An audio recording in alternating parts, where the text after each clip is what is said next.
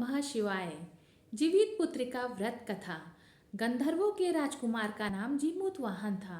वे बड़े उदार और परोपकारी थे। जीमूतवाहन के पिता ने वृद्धावस्था में वानप्रस्थ आश्रम में जाते समय इनको राज सिंहासन पर बैठाया, किंतु इनका मन राजपाट में नहीं लगता था। वह राज्य का भार अपने भाइयों पर छोड़कर स्वयं वन में पिता की सेवा करने चले गए। वन में ही जीमूतवाहन को मलयवती नामक राजकन्या से भेंट हुई और दोनों में प्रेम हो गया।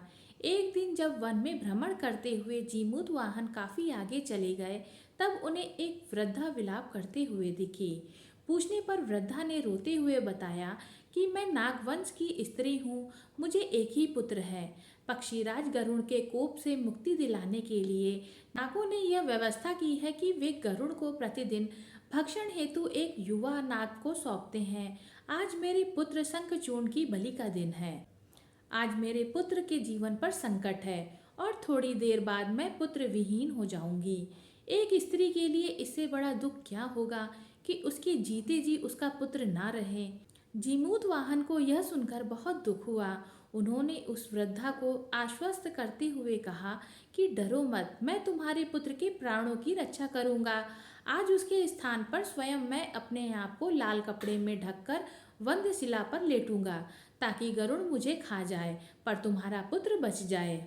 इतना कहकर जीमूतवाहन ने शंखचूर्ण के हाथ से लाल कपड़ा ले लिया और उसे लपेटकर गरुड़ के बलि देने के लिए चुनी गई वध्यशिला पर लेट गया।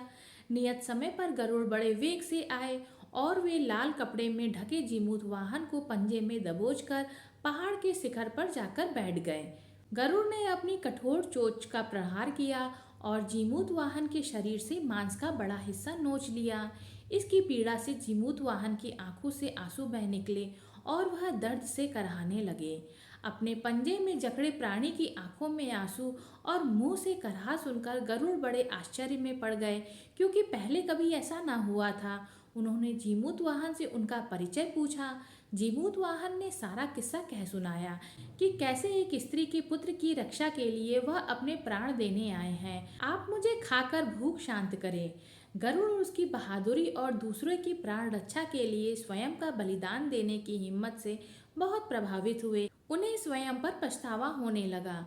वह सोचने लगे कि यह एक मनुष्य है जो दूसरे के पुत्र की रक्षा के लिए स्वयं की बलि दे रहा है, और एक मैं हूँ जो देवों की संरक्षण में हूँ, किंतु दूसरों की संतान की बलि ले रहा हूँ। उन्होंने जीमूतवाहन को मुक्त कर दिया।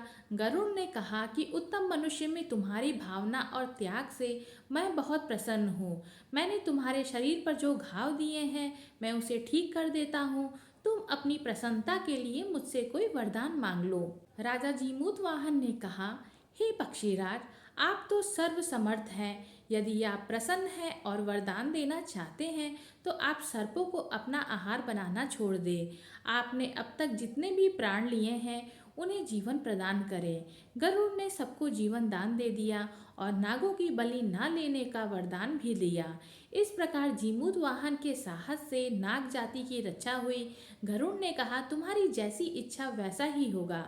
हे राजा, जो स्त्री तुम्हारे इस बलिदान की कथा सुनेगी और विधि पूर्वक व्रत का पालन करेगी, उसकी संतान मृत्यु के मुख से भी निकल आएगी। तब से ही पुत्र की रक्षा हेतु जीमूतवाहन की पूजा की प्रथा शुरू हो गई। यह कथा कैलाश पर्वत पर भगवान शंकर ने माता पार्वती को सुनाई थी। जीवित पुत्रिका के दिन भगवान श्री गणेश, माता पार्वती और शिव जी की पूजा एवं ध्यान से व्रत कथा सुननी चाहिए। ओम नमः शिवाय।